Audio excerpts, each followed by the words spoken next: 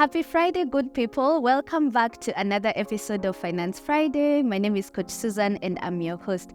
As you can tell from the title of the video today, I want to take you through how to actually identify a good investment product. This is a question that I think I get at least every week on my social media platforms when someone probably has an investment in mind and they're like, what do you think about X investment or X company? So I thought instead of just, telling you, okay, you need to do due diligence, let me just take you through exactly the process of choosing a good investment product and how that looks like. So this information applies to low risk investments, medium risk investments, and even high risk investments. So if you're interested in finding out what is the criteria for choosing a good investment product, stick around, I got you.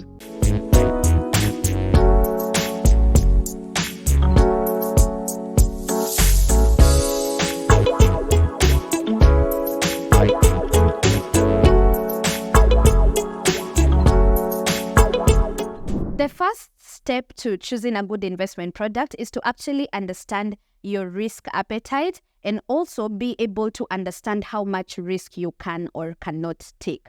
Now, why this is very important is because different investments actually carry different types of risk. So we have, one of the things we actually do not have is a no risk investment. So I always tell people that when someone is actually selling you a product, especially an investment product, and they keep insisting that this product is actually risk-free, I would give that person a side eye because, even merely putting your money in a bank account has some risk. We've heard of banks like Chase Bank, for example, who ended up shutting down.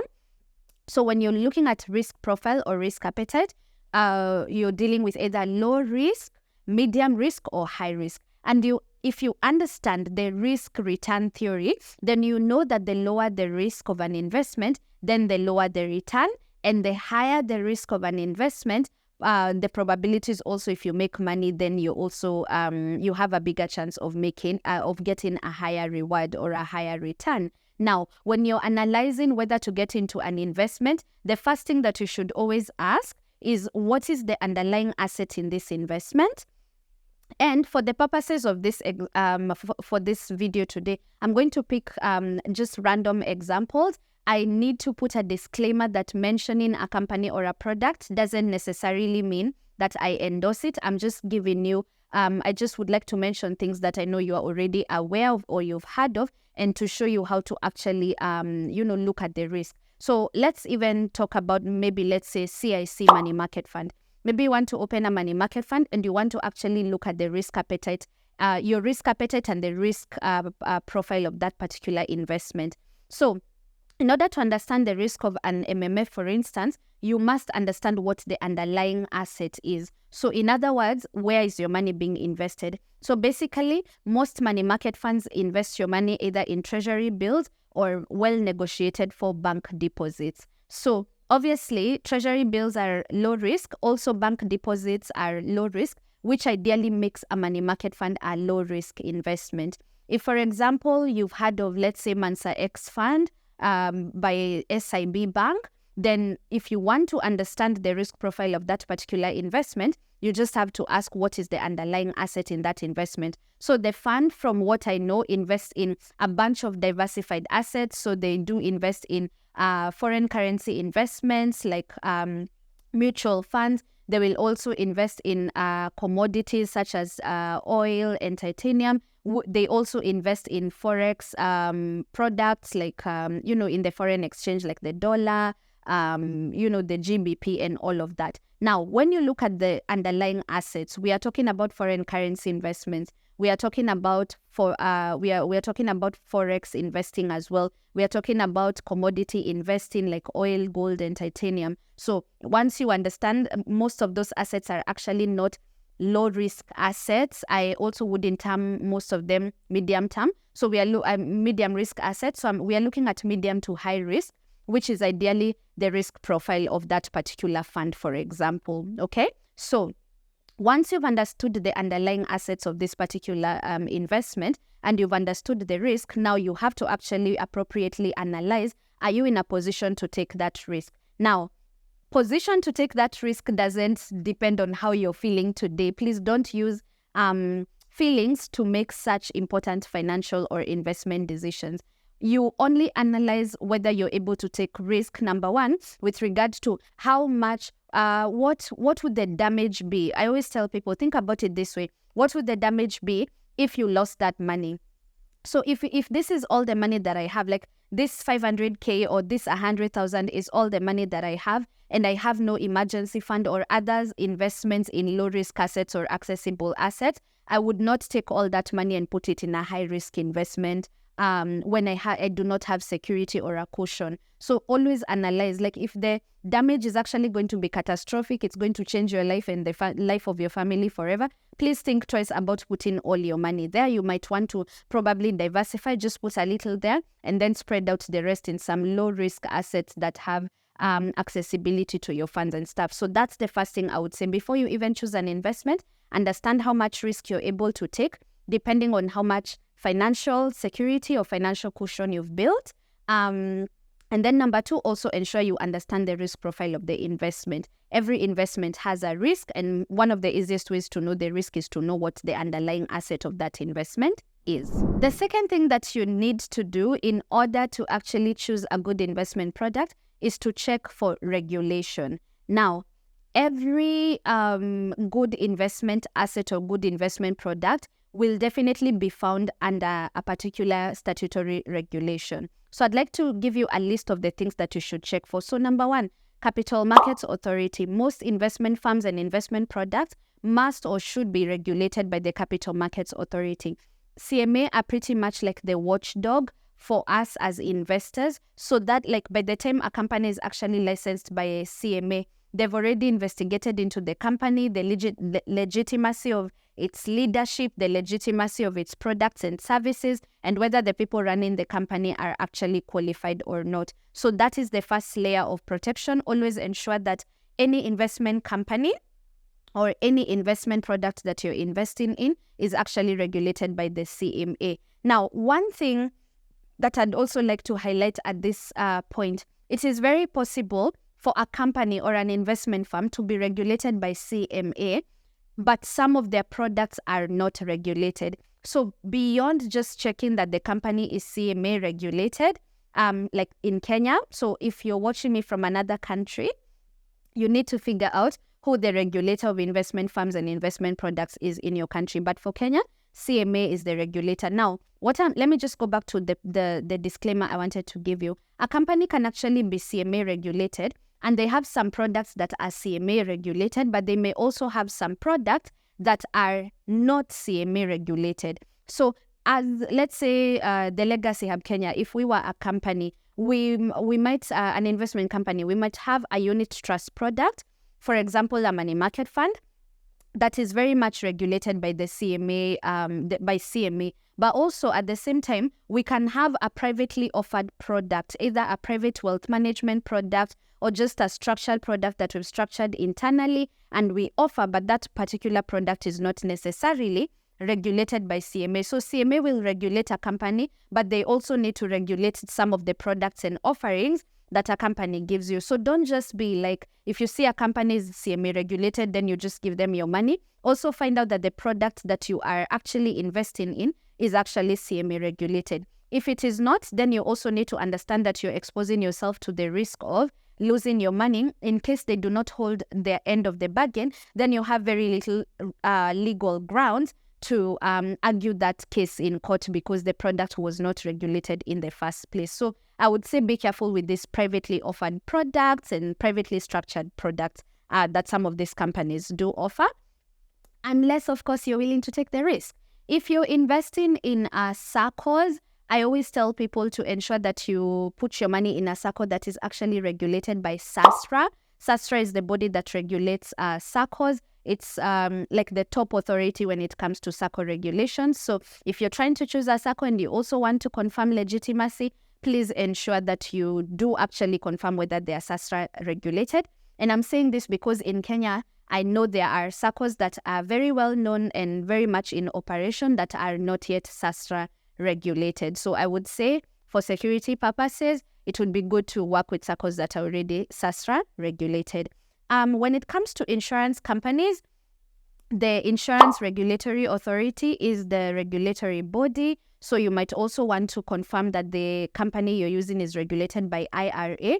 If you're looking for a pension company or a pension product, ensure that the Retirement Benefits Authority, RBA, is also regulating this particular companies. Generally, what we are saying is that one of the best ways to protect yourself and to protect your money, or at least to do due diligence when it comes to whether these people have an authority above them, is to ensure that you're working with regulated firms and regulated firms only. If you go and start a private group with your friends, or you join a chama from a church, or your mother's chama or your friend's chamas that, they put money together and you lose money, please don't come to us. That's your fault, okay? Always ensure that these people are regulated. Now, I'm not saying that you can't work with regulated maybe groups or firms or companies, but just know that you are bearing that risk and you're bringing that risk upon yourself when you don't work with investment products or investment companies that are actually regulated by the government authorities that have been put in place.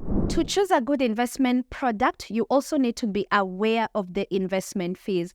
So many of us still are not aware that there's always going to be fees and costs associated with investing. So you want to actually know what the fees are, the percentage, and how it's calculated. Some of the common fees include brokerage fees. So if you're maybe working with an investment company, maybe you're trading in shares, you're definitely paying brokerage fees of maybe between 2 to 2.5% per annum.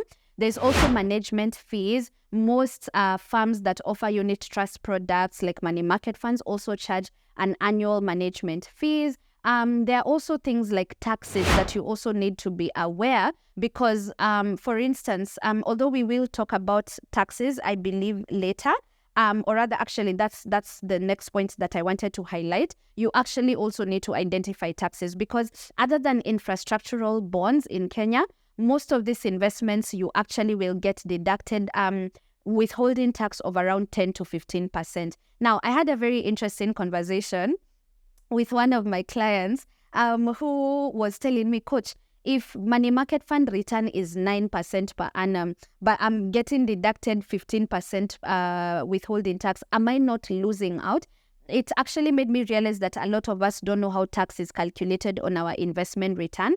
The 15% is not just, it's not like they take the entire amount you've invested or everything you've made and then they do 15 minus 9. That's not how it works. Remember that the first thing that needs to happen is that you need to earn the interest. 9% is 9% on your capital. Okay? So your capital appreciates by 9%. Now, that return you've made, so let's assume you invested 1 million Kenya shillings, maybe you've made 9,000 Kenya shillings as your interest that month. From that 9,000, 15% is what is deducted as withholding tax. So from the 9,000 that you made as a return, 15% of that money is deducted, so you're left with 85%, and that is your return net of taxes. So you want to be aware of some of these costs of investing, the brokerage fees, the management fees, and the taxes. Without considering those things, you have a wrong illusion of what your real return on an investment is. So always ensure that you're actually aware of these returns. You're aware of these fees, you're aware of the taxes that are involved in that investment so that you can actually be able to calculate the real return on your investment. Maybe another thing I need to mention, because I feel like that's still a fee of some sort, is the inflation rate. I always remind people that a good investment product or a good investment, a good investment product is one that actually compensates you for inflation. So in whichever country you're investing in, always ensure that you understand the current rate of inflation in that country. So for example, if the rate of inflation in Kenya right now stands at, I think the last time I checked, we were at 6.9. So I'll give it a random 7%. That actually means that the purchasing power of your money is being eroded at 7%, which ideally means that for you to consider something a good investment, or at least something that is helping you with capital multiplication, you need to get investments that do not give you below 7%. So any investment that you've put your money that doesn't compensate you for inflation, in other words, it does not give you 7% and above. If you're in Kenya, for example, that's not necessarily a good investment. And even if you're getting 8%, For instance, your real return in this case is like 1% because the initial 7% has actually been swallowed up by inflation. So again, for you to actually choose, because remember our topic today is a good investment product. Okay, so for a good investment product, you must actually be compensated for inflation. So the three things I've mentioned, we've talked about brokerage and management fees, we've talked about taxes, and we've also talked about comparing your returns to the rate of inflation. So far on our checklist, we've discussed risk appetite, we've talked about regulation, we've talked about looking at your investment fees, we've discussed taxes, being aware of the tax you're paying, and we've also talked about looking at your returns and most importantly, ensuring that you're being compensated for inflation. Now, the other thing that you need to look at to get, or rather for a good investment, is to actually look at the liquidity and the accessibility of your money. This is something I feel like a lot of us really, really ignore when we are making some of these investment decisions. I've actually seen people put money in something, a very long-term, let's say, life insurance policy, which is not necessarily an investment per se, but because we've been sold these things as investment, you put your, something that you actually was very, very clear from the onset that it's a 15-year policy, but then after 4 years, you want to liquidate or you want to pull out, and so many of us actually end up losing more than 50% of the money that we actually put into that investment. So before you actually choose an investment product, ask yourself, is this a short-term investment? Is this a medium-term investment? Or is this a long-term investment? How soon or fast can I access my money if I need some? And this is one of the reasons I always tell people, I still meet people who feel that money market funds are rip-offs. And I don't believe they're rip-offs because they are the one investment that actually earns you around 9 to 10% per annum here in Kenya that still allow you to withdraw or access your money within 2 to 4 working days without any penalties. So as you're investing in long-term assets such as the stock market is not something you want to enter and exit at any time. Bonds are also going to lose you money if you want to liquidate before time, because sometimes you might actually liquidate at a point where the bond prices have really gone down. And because you're liquidating at that point, then you will actually liquidate at a loss. So always find out from the word go, from the onset, is this an investment that I want to keep for the long term, which ideally would mean that it's illiquid. It's not going to be very easy for you to liquidate your money in the short term or even in the medium term. So you actually want to diversify your investments in such a way that even as you invest in some of these illiquid assets like real estate investments, land purchases, bonds, the stock market, some of these life insurance products that you guys are purchasing, please ensure that you've left some of your portfolio in very accessible and liquid assets like money market funds so that you don't actually end up liquidating this money at a loss. Another reason why you need to understand time horizons and accessibility to your money is also understanding how long should I actually leave this money invested for it to make me a meaningful return. Some of these investments you actually need to invest consistently every month and for many, many years, one of them being the stock market, for you to now have a big enough portfolio to start earning passive income in form of dividends from those stocks. Yeah? So dividend investing or dividend income, it doesn't come easy. So you also need to understand so how long should I leave this money invested for it to actually make financial sense? Okay? So always ask and understand how often, how quickly can I access my money? How easily accessible is it? Are there penalties or losses to liquidating before time? So always, always, always find out how much accessibility you have to your money. And if this particular investment you're trying to make is not very liquid, please ensure that before you commit funds there, you already have created a buffer of sorts in a money market fund, for example, that can allow you liquidity when you need some cash to either move around, pay school fees, and whatnot. What most of us end up doing is we invest in something that was actually very, very good, but because we didn't plan very well for the short term, we end up liquidating these investments before time and we don't really achieve the goal we were looking at. Finally, the other thing you need to look at is the currency of the investment. We are living in a day and age where now it's very easy to not only just invest in Kenya shillings if you're in Kenya, but we are investing in USD, Euro, or GBP denominated investments. So it's very, very important for you to understand the currency denomination of that particular investment. And if it is a Kenya shilling denominated investment, then you know that the assets are primarily Kenyan assets. However, sometimes you will find that with dollar denominated investments, then we also have some offshore underlying assets. So it's very, very important for you to understand that. And also, it's very, very key for you to also know that the interest rates are going to differ because obviously of the difference in the value of the currency. Of course, the dollar is much more valuable than the Kenya shilling. So you will also realize that if you invest in a Kenya shilling money market fund, you're probably going to get maybe 9%, 9.5% per annum. However, if you're investing in a dollar money market fund, and we have quite a number of dollar money market funds in Kenya already. So if you do earn in dollars, you don't want to convert your money to Kenya shillings, there are opportunities for you to invest in dollar denominated money market funds. For example, I do know that CIC have one.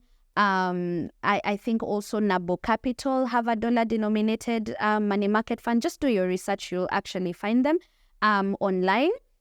So all of these people have also dollar denominated money market funds. So you'll find that for that MMF, the return is actually 4%, 5%, maybe even 6%. So I find sometimes clients getting confused asking me, why is the Kenya shilling money market fund 9%, but this dollar money market fund 5% only? So they feel like the return is actually low.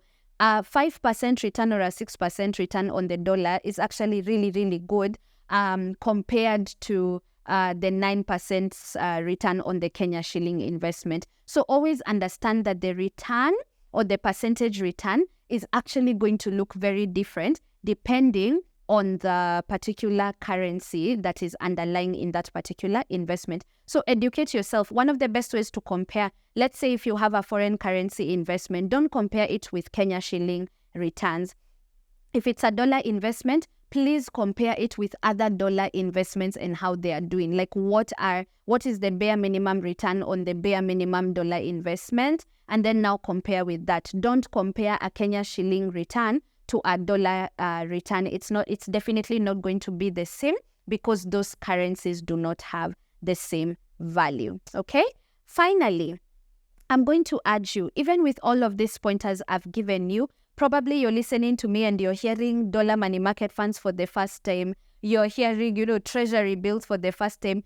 All of these things probably do not make sense to you because on the bare minimum, you don't even understand how these investments work, where they are found. If you are that person, just don't give up yet. Stick around.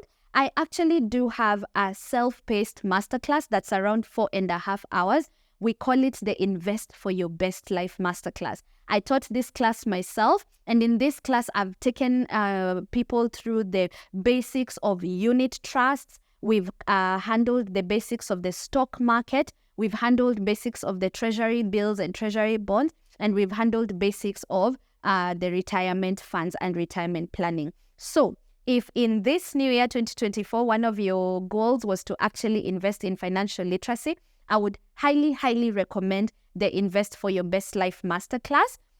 This is a recording, a 4.5 hour recording. You're going to receive it.